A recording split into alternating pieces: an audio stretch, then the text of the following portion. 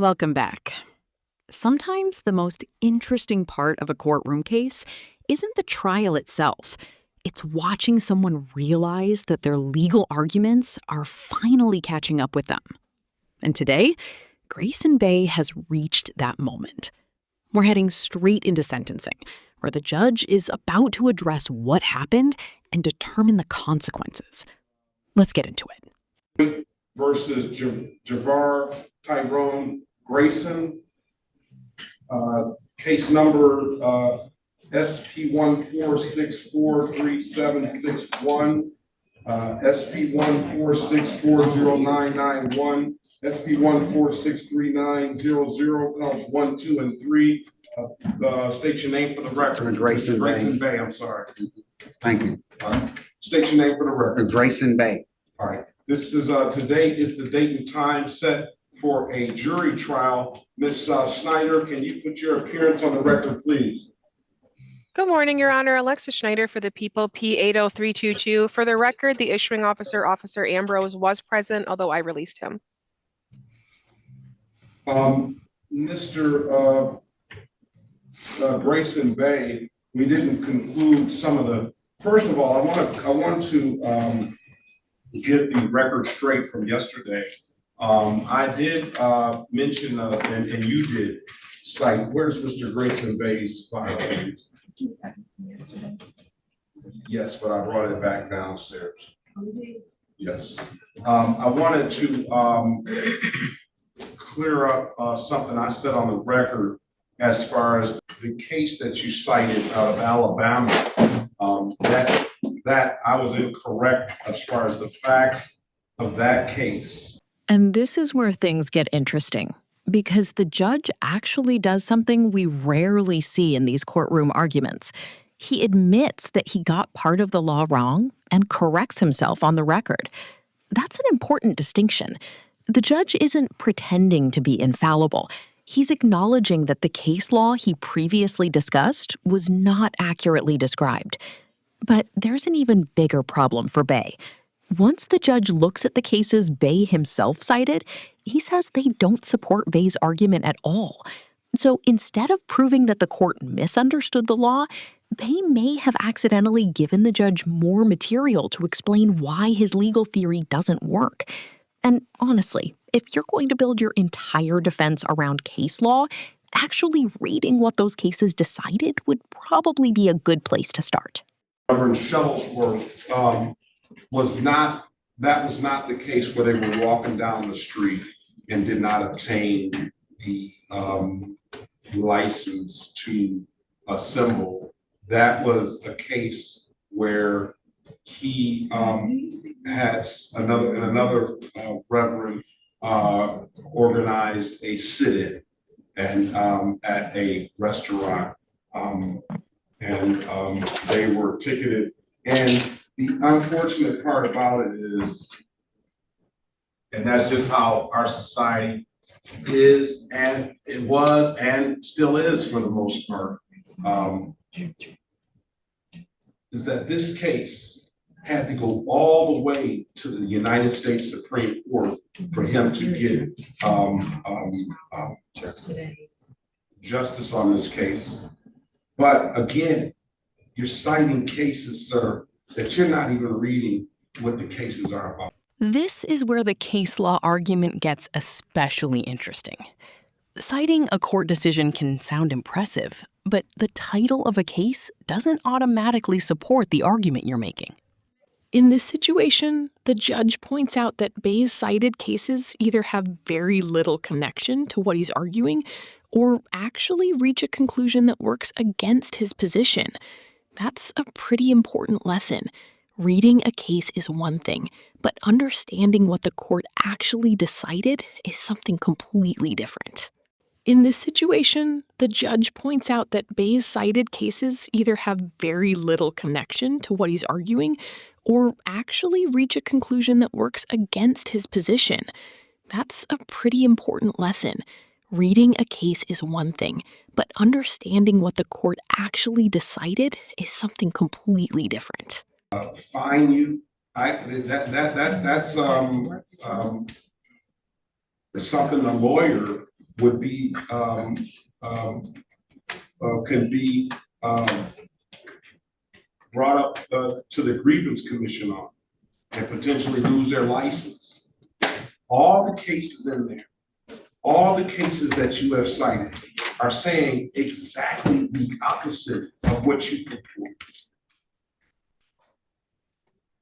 Have you looked at any of them? Yes, Your Honor. And you read them? When did you do that last night? I've been studying more science. My religion is more science. As you can see, if it looks like a duck, it acts like a duck, it tells you it's a duck, it's pretty much a duck. So I'm more science. So I've been studying for over 10 years. He says he spent years studying science, but that still doesn't explain the legal theory he's presenting in court. Spending a decade studying something doesn't automatically make every conclusion you reach correct, especially when the argument keeps running into basic legal requirements. And the bigger point here is that labels don't change legal reality. Calling yourself a Moorish scientist, an American state national, or anything else doesn't create a special exemption from licensing laws or court jurisdiction. And the bigger point here is that labels don't change legal reality. Calling yourself a Moorish scientist, an American state national, or anything else doesn't create a special exemption from licensing laws or court jurisdiction. And But you haven't been studying. No disrespect to you, Your Honor. I just want to remain mute to the fact and acknowledge that my mother is here, the matriarch of my family. And so I just want to remain mute to this case in this matter. And the floor is yours. This is your courtroom. No disrespect. My mother is here. No. Ma'am, can you stand up and state your name, please? My name is Mary Grayson Hall. Good morning, Ms. Grayson Hall. And I'm not, it's nothing about, you can see it. I just wanted you to acknowledge, I do acknowledge the fact, and I appreciate the fact that you have support here. The court always recognizes that. That's why I asked you to stand up. But you want to remain mute now, but you didn't remain mute when you filed these pleadings. This is how you speak to the court, exactly the way you did. Now, maybe the form is not exactly the way the court kind of or the rules have applied, but I understand you're in pro per and you might not know all of those rules. But when you start filing these documentations, you're speaking to the court and you're representing that this is the current state of the law as this is the current state of the law, and this stuff applies to your case, and I should be reading this stuff and be able to interpret what you're saying about your case through these cases. And when I read these cases, it says exactly the ones that I've read, and I've seen these cases filed before, it says exactly the opposite of what you're trying to say. Because what I understand you're trying to say is that you're trying to say that you don't need a valid driver's license to drive on the roads, you don't need proper registration on your vehicle, and you don't need proper insurance. And you're even going as far as saying that the police officers, and correct me if I'm wrong, that the police officers do not even have the authority to pull you over. Is that correct? Again, Your Honor, I remain mute to the situation. And this is one of those moments where the judge is basically giving him the simplest possible instruction. Stop talking and let the proceedings move forward. He has chosen to remain mute, but there's a pretty obvious problem with that plan. He keeps responding every time the judge tries to move on. So while he may understand the concept of staying silent, actually putting that concept into practice appears to be a completely different challenge. At this point, the judge isn't asking him to prove anything or make another argument. He just needs to listen, let the court finish, and avoid turning every question into another courtroom debate. And I replied, my mother is here. No due respect to the court. My matriarch is here. And I gave you pretty much documents to read, and I'm standing on those documents, and I'm gonna remain mute. Thank you. All right, so I've already found you guilty of the count of refusing to exhibit a driver's license, SP 146409991. I'm going to fine you on that case $240. I've already found you responsible on SP 1463901, expired plate. I'm going to fine you $145 on that.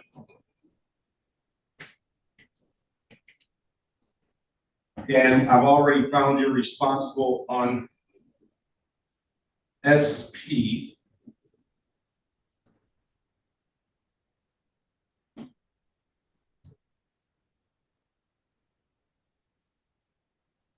1463903, insurance no proof, and I say guilty on SP 146409991, and that's a 240 for the insurance no proof. I'm going to fine you $195 on that. All right. As far as the other counts, I had in the note. Well, you told me off the record that you're going to dismiss SP 146436761 and SP 146390002. Is that correct? That's correct, Your Honor.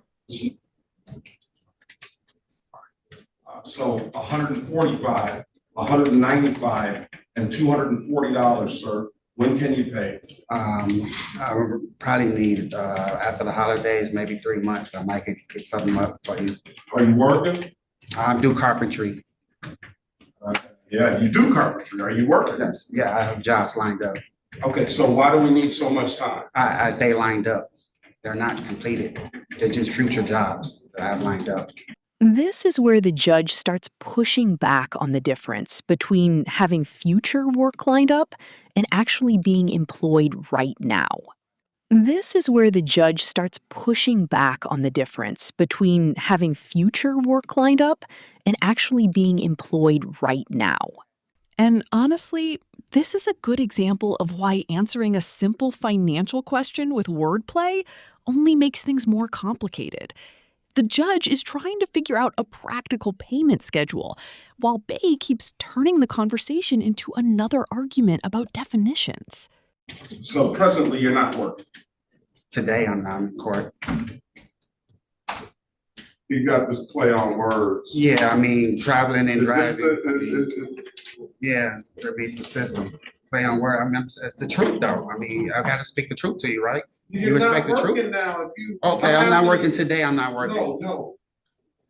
You're not.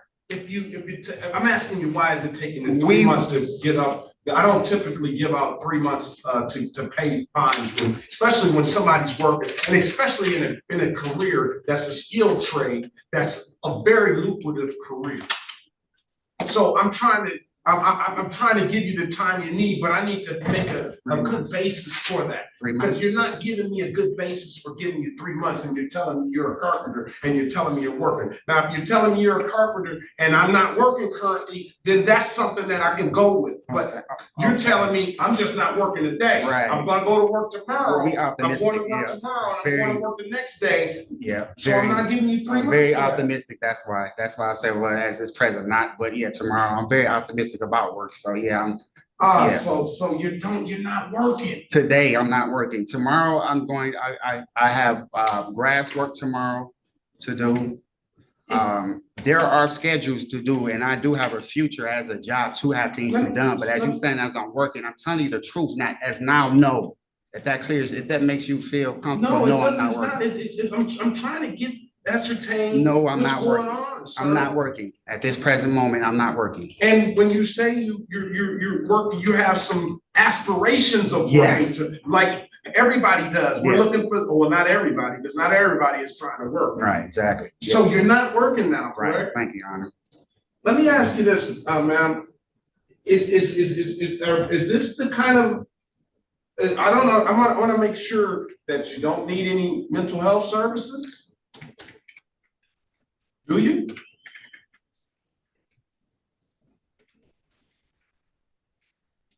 You questioning my mental capacity? I'm asking, because you're giving me these play on words. You're giving me all of this Speak the stuff. truth, You- Your Honor. you know, I'm gonna speak the truth. I don't feel you're speaking the truth to me. I'm not working today at this present moment. I'm not working. And you're not working, you don't have anything set for tomorrow, No, I don't.